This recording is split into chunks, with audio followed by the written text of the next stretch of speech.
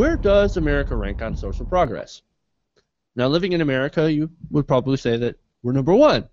But according to the Social Progress Index, which is a global ranking on issues such as personal safety, access to nutrition and basic health care, access to basic knowledge, personal and property rights, America is not number one, surprisingly. We're not even number two. We are actually ranked in 16th place. 16th place. What happened, America? Now, some examples of the individual rankings I've found troubling are that we rank 70th in health, 39th in basic education, 34th in access to water and sanitation, 22nd in personal rights. However, we do rank in number one in advanced education. Go America. Which is odd because we are also the number one country for prison population, diabetes, and for believing in angels. Interesting. But when it comes to meeting the needs of its people, America has actually fallen short compared to nations like Switzerland, Iceland, the Netherlands, Norway, Sweden, Canada, Finland, Denmark, and Australia, who also happen to be the happiest countries as well, according to the UN World Happiness Report. Now, Stephen has actually put together a list of his own that he would like to share from some of these SPI rankings. Stephen. Yeah, so I went through all of the kind of the individual metrics that the SPI index kind of amalgamates all together to create the overall ranking. So, as you mentioned, the US is at ranked 16, and you know, because I'm from England, I thought I'd compare the US to the UK, and the UK overall is ranked 13th. So we're only slightly better. You know, it's still not brilliant, but we're only a tiny island nation compared to the might of America. So I came up with a list of 10 probably the most shocking stats for America in terms of the SPI index. Number 10 is your ranking on biodiversity and habitat protection, which is basically how you look after endangered species and certain biomes, marine wildlife.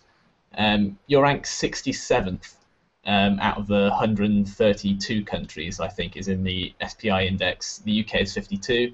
In traffic deaths, you know, so it's a number of deaths per 100,000 people. You're ranked 37th. The UK is ranked 3rd. So we're not dying in cars nowhere near as much as you are in America. Admittedly, you do have more cars on your roads, but that's a huge difference. Press freedom, we're currently both ranked 21st, which isn't brilliant considering, you know, you've got your freedom of speech and you're only ranked 21st in press freedom. Corruption is an interesting one. The way they measured this in the study was the perceived level of public sector corruption based on expert opinion, measured on a scale of 1 to 100. And the US is ranked 15th, and the UK is ranked 12th. So you're still doing pretty good, but you're not the least corrupt nation in the world by a long stretch. Number 6 is your child mortality rate. And this amazingly, for kind of America, well, and the UK as well, being the most, you know, kind of financially well off, you think, you know, all the children surviving childhood. The UK is ranked 23rd. America is ranked 35th in child mortality rate. It's just appalling, and as I go on, the stats get worse. Freedom over life choices. This was measured by the percentage of respondents answering satisfied to the question, are you satisfied or dissatisfied with your freedom to choose what you do with your life? The UK was ranked 16th, the US was ranked 33rd, so you don't particularly feel free over what you can choose to do in your life. Community safety net, you know, basically the strength of your welfare state and how people felt, how strong the strength of the welfare state was. UK was ranked 9th, the US ranked 26th.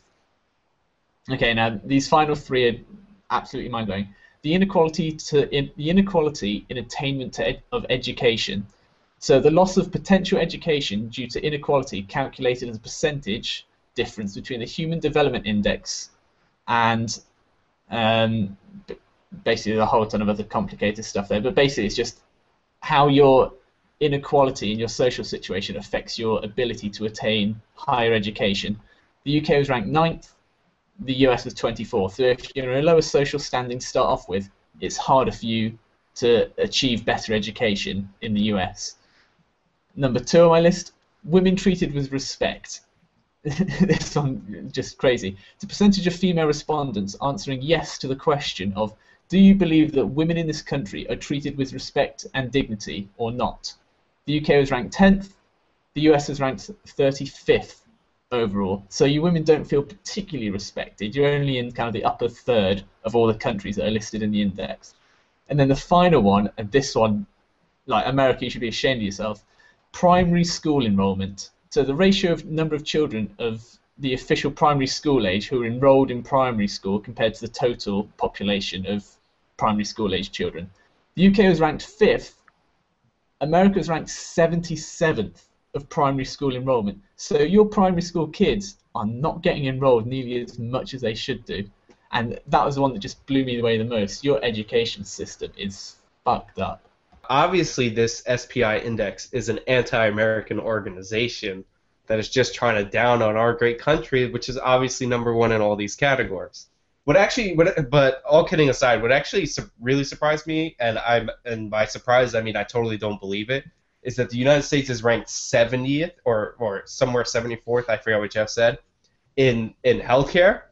Like, they have to have some kind of weird thing in there for it to be 74th. Like, I can't believe that there are 68 countries that are better than the United States in healthcare. Like, that has to factor in like healthcare equality. So some shitty countries where everybody has the same access to like shitty healthcare probably rank above the U.S. for some weird reason in that one.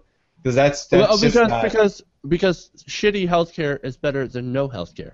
It's not necessarily healthcare alone. It's for health. I'm sure we're one of the, like, behind Mexico, we're one of the fattest countries in the world. But I'm saying, what are we talking about? Like life expectancy and all that? Like, you really believe that think about all the measurements that are logically in there, and you really think that there are around 70 countries that are better than the U.S. in life expectancy and all these things? I understand we got a bunch of fat fucks in this country, and we got a lot of diabetes. But diabetes is like a rich country illness. Like, there's a lot of countries where your average age is like 45, and like they don't get diabetes because they die at 45. Like, so that just seems like it's nonsense in that category. I'm sure we're not great, but 70 whatever number is nonsense. I'm just saying. The USA is ranked 70th. The ranking combines life expectancy with obesity, with suicide rate, and then like one or two other things. And because your obesity ranking is so low, and your life expectancy is only ranked 26th, I think it's mainly your obesity rate that really does bring that number down a hell of a lot. So yeah, admittedly the healthcare system in America probably isn't ranked 70th. Of course it isn't. It's probably in, I wouldn't even say top 10 in the world, but it's in the top 20. I'll grant you that. No, but it's in the 30s. It's normally ranked in the 30s. But that's what I'm saying. There was something in there, the obesity, which were like #1 or #2. That's like that's gonna screw you up. Yeah. And of course, obesity like causes a lot of other problems, and there's the kind of food that we eat, the fast food and all that stuff. We're addicted here in America to supersize and eating, things like fried butter is like one of those things that you see in Iowa. Yeah, obviously that's going to make us a lot fatter. I mean, I'm kind of a hefty guy myself, so I'm not like throwing stones, right? I'm kind of a big guy, so I mean, look, obesity definitely will bring down that ranking. Yeah, all right. So if I can kind of shift gears here, first off, thank you, Sean, for being the kind of the watchdog on the reporting instead of making me do it. So we can all agree there are kind of some arbitrary like factors that are weighted maybe more heavily than other people should think they could be weighted. I don't think any of us would argue that America has an obesity problem, that America, for its means, definitely has a poor healthcare system, stuff like that. But does that necessarily then mean that we should be in the 70s? That's a fun discussion. But that does open the door for a great segue. And here's what I want to go with. One reason why America is so obese, and we've seen this in the gun issue, where Dan, his head just explodes whenever we talk about guns, because it's such an American ideal to value freedom over something that is demonstrably, detrimental, to life and happiness, and that's obesity is an example of that. In America, we believe we should have the right to destroy ourselves.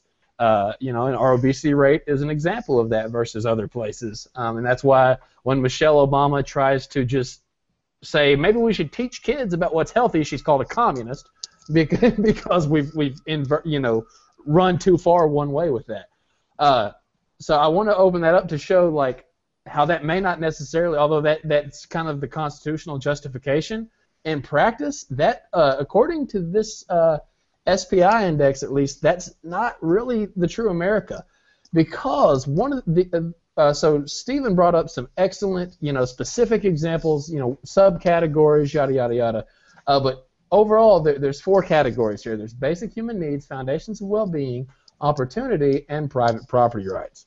So if you ask your average American where we ranked in these, they would probably say, hey, you know what? Europe probably beats us in terms of basic human needs and foundations of well-being, because that's part of the American ideal, is that we believe in competition, and inherent in competition means there's going to be losers. Like that's part of it, and Europe and Canada and other places may look at us and be appalled that we accept that as the way things should be, and that's a completely legitimate argument. But that's not what we're talking about here. We're talking about that's the way it is. Well, what's funny about this is that America's highest scoring category is basic human needs. Like, that's what we did best at. Now, we're still 23rd, so that's not great. But when it comes to private property rights and opportunity, that's what's bringing us down. We are tied for we are 17th in both of those. Now, I know I said we were 23rd and it was higher.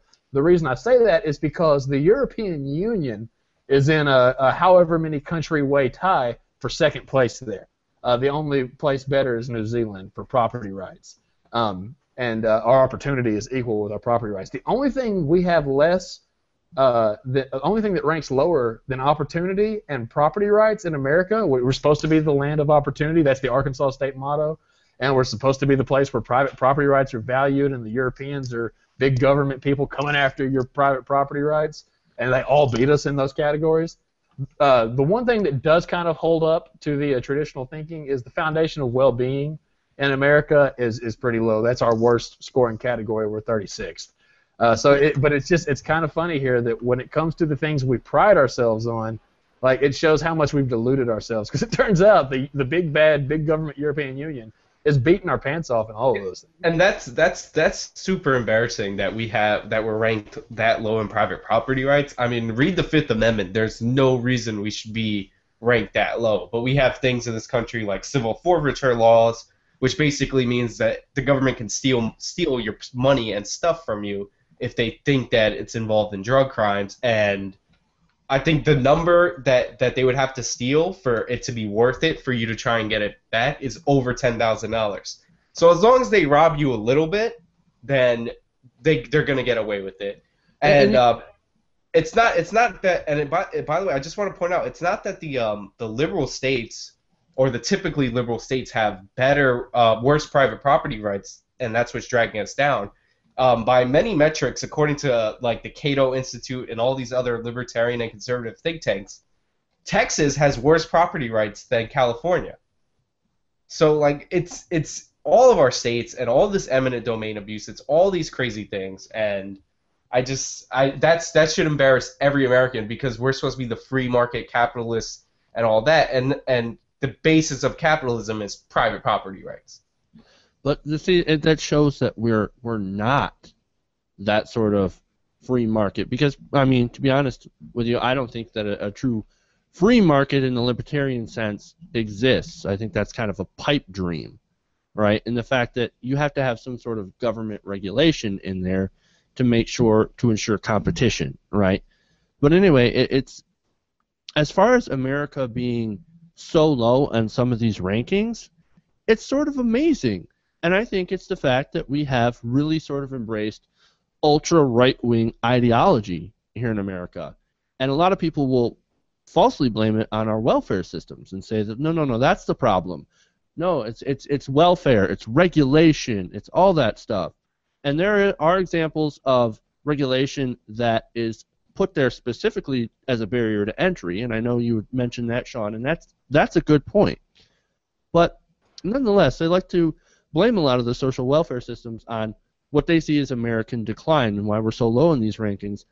But you compare that to some of the other countries that are the highest, and they're the highest on this list and the happiest.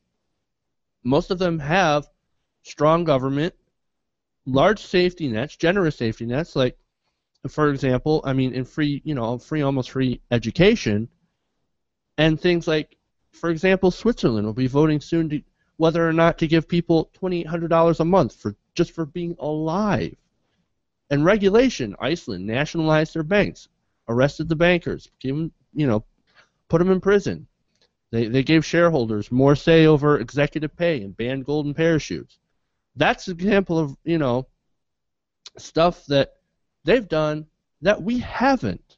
We bailed out the bankers, we've deregulated industry, legalized everything but the most comically obvious form of corruption with decisions like McCutcheon. We bust unions like it's going out of style. We suppress votes by passing stupid voter suppression laws. We're doing this whole thing wrong, and that's why we're on the decline.